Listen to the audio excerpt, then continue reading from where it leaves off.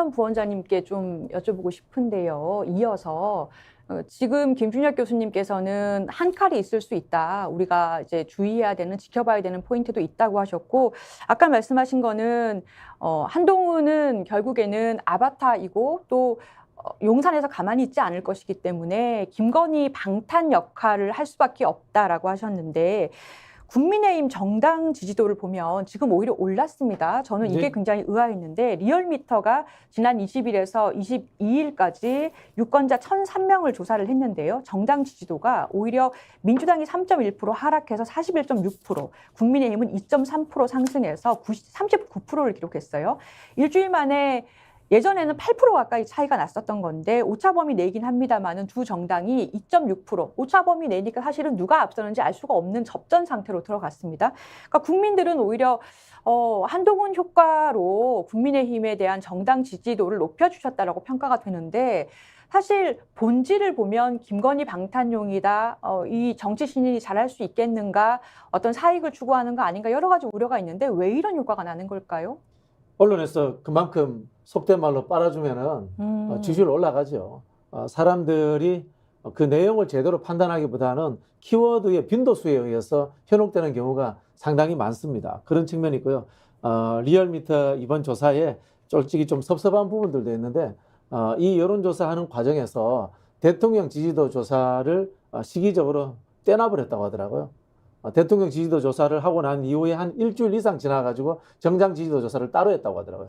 보통 요즘 하면은 대통령 지지도, 정당 지지도, 그게 좀 더 붙어서 차기 지도자 지지도까지 이렇게 같이 하는 게 관행인데, 관행적인 부분들을 뗐다라는 이야기를 제가 들은 적이 있습니다. 그게 약간 그럼 기술적으로 반영이 됩니까? 그 효과가 좀 있습니까? 대통령 지지도 안에서 움직였지 않습니까? 이제까지 한동훈 장관의 지지도가. 근데 대통령 지지율 조사를 하지 않게 되면은 독립변수로서 만들어주는 역할이 있는 거죠. 그래서 제가 앞에서 말씀드린 것처럼 언론이 지금 한동훈과 윤석열은 별개다라고 하면서 윤석열은 숨겨버리는 그런 하나의 이제 위장수를 쓰고 있는 거죠. 그런 것들에 대해서는 우리가 이제 제대로 봐야 되는 거고요. 우리 김준혁 교수가 말씀하신 것도 의미가 있습니다. 그게 이른바 이제 정치학에서 이야기하는 폭력의 효율성입니다. 폭력이 가장 효율적인 겁니다. 민주주의는 비효율적입니다. 다른 사람들의 의견을 들어야 되기 때문에. 그러나 때로는 국민들은 민주주의와 이념, 가치의 문제보다는 빨리 시원하게 가자라는 한국 사회의 특징인 다이나믹스가 작동할 때도 있습니다. 그게 사실은 박정희 환상이에요. 그걸로 남아있는 이유이기도 하거든요. 그런 부분에 대해서는 경계할 부분들은 충분히 경계해야 되고요. 정치를 보는 부분에 있어서 본질과 그다음에 더 씌어진 외피라는 것에 대해서 구분할 줄 알아야 되고요. 두 가지에 대해서 같이 전략적 대응을 할 줄 알아야 된다고 봅니다. 앞서서 한동훈과 윤석열과 김건희가 한 몸이라고 했던 것이 본질이라면은 언론에서 만들어가고 있는 금방 말씀하신 것처럼 효율적인 부분들, 분명히 힘이 있기 때문에, 폭력이 있기 때문에 본인이 하고자 하는 것들을 아주 속도감 있게 압축적으로 할 수 있습니다. 국민의힘의 영남 부태들 쳐낼 수 있습니다. 세대교체 할 수 있습니다. 이런 것들에 대해서도 또다시 같이 대응을 해줘야 되는 겁니다. 그래서 한편으로 보면은 그냥 한나땡이다라고 하는 것이 정답이 아니고요. 상대방이 하려고 하는 프로세스에 대해서 대응 논리를 갖고 있어야 되는 겁니다. 예를 들자면은 선제적으로 민주당에서도 물갈이 인적 쇄신해야 됩니다. 586이라든가 뭐 다선 중진들 물갈이 쇄신해서 상대방보다 먼저 이슈를 선점해버리는 그런 것들도 가져야 되고요. 지역적 차원에서 대규모 공약이라든가 이런 것들을 만들 필요도 있고요. 또 분명히 국민의힘 계열 정당에서 하는 것은 늘 이 종북 논란입니다. 부동산 문제 또 튀어나올 겁니다. 그런 것들 차원에서 민주당에서 이 담론 차원에서의 부동산에 대한 종합적인 대책들, 그리고 종북 문제에 대해서 늘 나왔던 것이 거기에 대해서 선제적으로 먼저 꼬리 자르기를 하는 것들, 이런 것들까지도 먼저 준비하는 자세가 필요하지, 제가 아까 말씀드린 것처럼 본질이 그렇기 때문에 우리는 당연히 이긴다는 선언과 그 다음에 막연한 희망에서 머물러서 될 것은 아니고, 상대방이 구사하는 작전에 대해서도 대응하는 하나의 양면적인 종합적인 대책이 필요하지 않나, 그 말씀을 드리고 싶습니다. 네.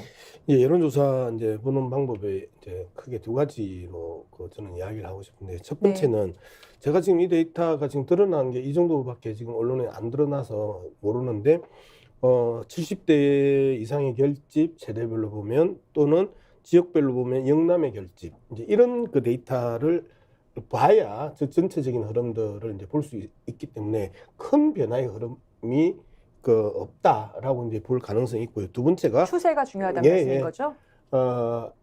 그러니까 지금 그 영남 지지율이 계속해서 요동친단 말이에요. 어떤 때는 국힘당보다 민주당 그 정당 지지율이 높게 나오는 경우도 있단 말이에요. 최근에는. 그럴 때도 있어요? 예. 최근에는 이제 그런 형태의 흐름들이 계속 요동치는 과정에 있어서 특별한 이슈가 없었었는데 이러한 그 데이터가 나온다? 이거는 다시 영남의 그 표집의 영역과 그다음에 결집의 영역 이 두 가지를 이제 쳐다봐야 되고요. 그리고 많은 그 시청자들이 그 좀 불편하겠지만 이 이야기는 해야 돼요. 우리 강서구청장 선거의 결과는 17%포인트 차이가 났지만 강서구청 구민들의 38%가 윤석열을 지지했습니다. 김태우를 지지했습니다. 이직을 했단 말이에요. 기본적으로 여전히 35에서 38 정도의 정치 고관여층 또는 투표를 하러 나가고자 하는 분들은 이 정도의 지지율을 가지고 있다는 거예요. 그렇기 때문에 예를 들어서 강서구청장 선거에 있어서 2번을 찍었던 사람들이 38%인데 여기에서 39% 정도 나오면 오차 범위 안에서의 그 표집이란 말이에요. 이런 측면에서 봤었을 때 명확하게 윤석열 정부가 가지고 있는 지지율이 나올 만큼 나왔다. 문제는 민주당 지지율이 특별히 나오지 않았다. 이 부분을 우리가 또 이번 그 여론조사를 볼 때 한번 주목해 볼 필요가 있다고 생각합니다. 네.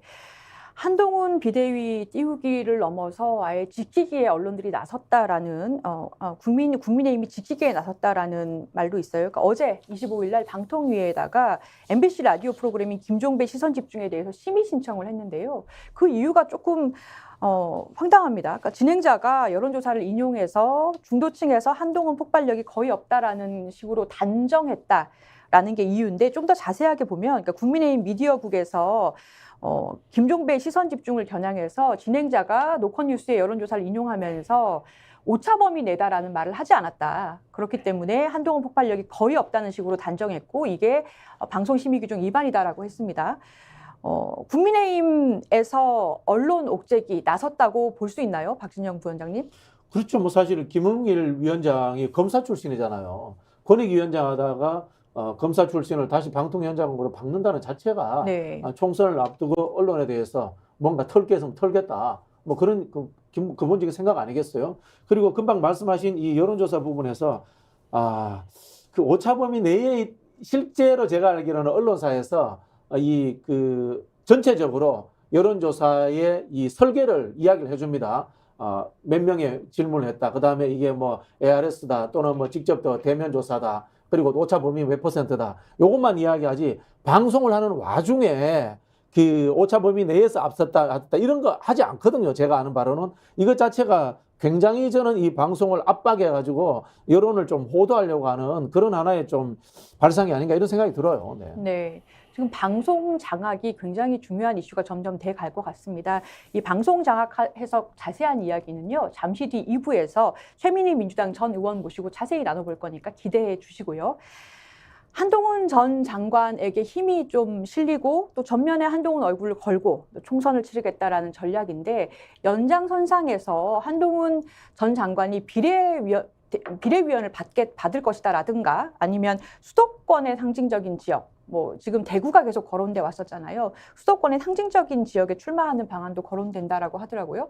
가능성 얼마나 될 거라고 보십니까? 어쨌든 출마는 할 거예요. 왜 그러냐면 정치판에 들어왔잖아요. 네. 그리고 정치판에 들어오면 국회의원 배지가 반드시 필요하죠. 이후에 국힘당 내에서의 역할 문제도 있겠고 그리고 대국민 문제도 있으면 비례로 가든 험지로 이 당선 가능성으로 가든 근데 험지 출마는 현실적으로 저는 불가능하다고 보고요. 그다음에 수도권 출마도 거의 불가능하다고 봅니다. 강남 3구 정도를 제외하고는 불가능하다고 보고요. 어디로 가든 위험하다. 그렇기 때문에 이제 영남으로 가고 영남 중에서도 가장 안전한 대구 경북 쪽으로 받을 가능성이 이제 가장 높다.